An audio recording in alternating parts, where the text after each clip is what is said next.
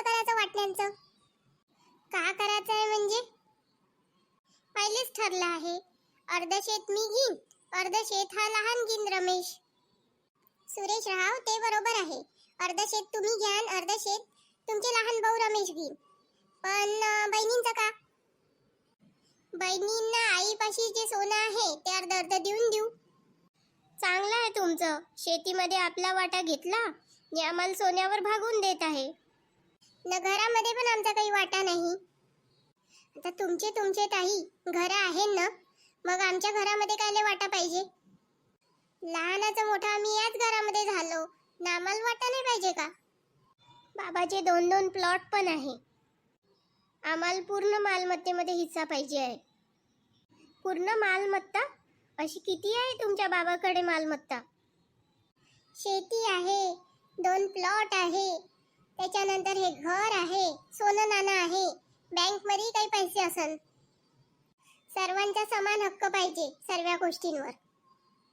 ठीक आहे, मग सर्वांना समान हक्क जर भेटला तर मग तुमचे आई बाबा फक्त आमच्या जवळच नाही राहीन, तुमच्या जवळ पण राहीन. बरोबर बोलली तू कांता. 3-3 महिने सर्वजण ठेवायचं आई बाबाला.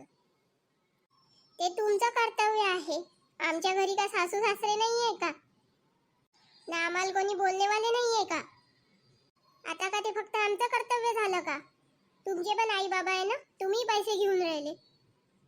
आम्हाला कसा झेपणार आहे खर्च? पहिलेच आमचे एकत्र कुटुंब आहे. जर आई बाबाही आले तर खर्च वाढणार नाही का? तर असं करा, 6 महिने आईला ठेवत जा, 6 महिन्यानंतर बाबाला ठेवत जा. आम्ही जर आई बाबाला ठेवलं असतं तर 6 महिने बाबा ह्या कांताकडे राहिले असते ना, आई मायाकडे. नंतरच्या 6 महिने आई हिच्याकडे राहिल्या असत्या ना, बाबा मायाकडे. मग असं आहे ना, तर मग आम्ही पण तयार आहे. ठेवू 6-6 महिने एकमेकांकडे.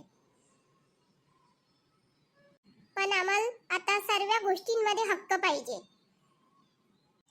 शेती, प्लॉट, आईचे दागिने, घर न अजून काही पैसे असन जमा ते, घरातले भांड्यांमध्ये पण.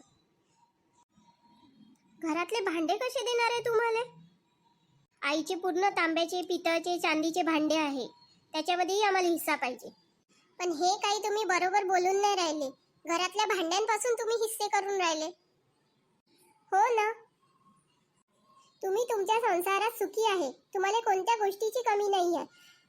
बाबानं तुमचं लग्न पण एवढ्या जोरात लावून दिलंय, तरी तुम्हाला हिस्सा पाहिजे? तर का तुमचे लग्न लावून नाही दिले बाबानं? तरी तुम्ही वाटणी घेतच आहे ना. आम्ही पोरं आहे, आम्हालाच बाबाचं पुढचं पिढी चालवायची आहे. ते काही नाही, आम्हाला समान वाटणी पाहिजे. हो, बरोबर आहे ताई. तर मग समान वाटणी पाहिजे ना, तर समान याच्यामध्येच आई बाबाची जबाबदारी पण घ्यावं लागल. हो, घेऊ ना, कोणी नाही म्हटलं आहे. काका, मग सर्व गोष्टी समान वाटण्यास करू. रामभाऊ न वहिनी, तुम्ही मगांचे काहीच नाही बोलले. हो ना रामभाऊ न वहिनी, तुम्ही काहून शांत आहे? तुम्ही पण बोला ना. तुम्ही पहिले सर्व ठरवून घ्या, त्याच्यानंतर मी बोलीन. म्हणजे तुम्हाला सर्व मान्य आहे का? मी सर्वात शेवटी आपला निर्णय सांगेन.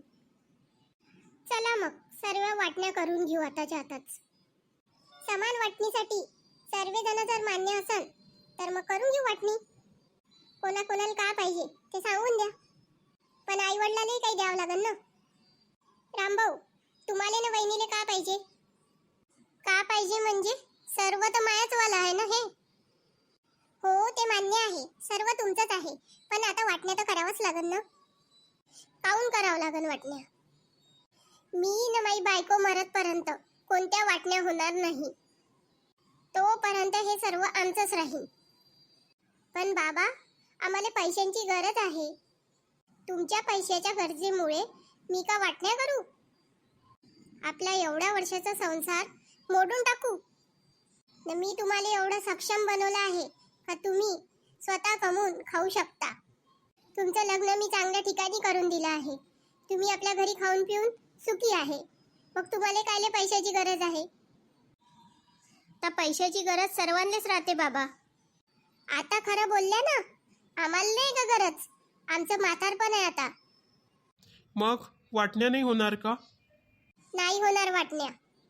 हे घर न हे पूर्ण मालमत्ता माई न माझ्या बायकोची आहे. न याचे निर्णय घेण्याचा हक्क फक्त आमच्या दोघांले आहे. सुमन, मी बरोबर बोलून राहिलो ना? हो, बरोबर बोलून राहिले. वा वा, आई बाबा असून तुम्ही आमच्यासाठी एवढे निर्दयी बनले. बेटा, निर्दयी तर तुम्ही लोक पण वागून राहिले आमच्यासोबत. तुम्ही आमच्या सुद्धा वाटण्या केल्या. 6 महिने बाबा इकडे राहीन, आई तिकडे राहीन. शोभते का तुम्हाला हे सर्व? लाज नाही वाटत? आम्ही दोघं मरतपर्यंत हे मालमत्ता आमच्या दोघांचीच राहणार आहे. आणि मेल्यानंतरही ही मालमत्ता कोणाला द्यायची हे आम्ही ठरवू. माझ्या शेतीमध्ये कोणाला हक्क मिळणार नाही. सोबत काम करावं लागल तर करू शकते, नाही तर बाहेर एखादी नोकरी शोधा म्हणा दोन्ही पोरांले. न माझ्यासोबत माझ्या घरामध्ये जर ह्या लोकांना राहायचं असेल तर आजपासून पोरी राव का पोरं राव यांना किराया द्यावा लागल. आता मी इथं फुकट ह्या लोकांना ठेवणार नाही. नाही तर आपले घर स्वतः बांधा म्हणा, न खुशाल तिथं राहा. न बाकीचं आमचं जे सोनं नाणं न पैसे आहे तेही आम्हीच ठरवू का आम्हाला कोणाला द्यायचं आहे. पण ह्या घरात आम्ही असेपर्यंत वाटणी हा शब्द निघला नाही पाहिजे. नाही तर यांना आपला संसार बाहेर उभा केला तरी चालते, न पोरी पण माझ्या घरी नाही आल्या तरी चालते. मग शंकर भाऊ, तुम्हाला आमचा निर्णय समजला ना? हो हो, समजला. म्हणजे आता वाटण्या होणार नाही. बरोबर.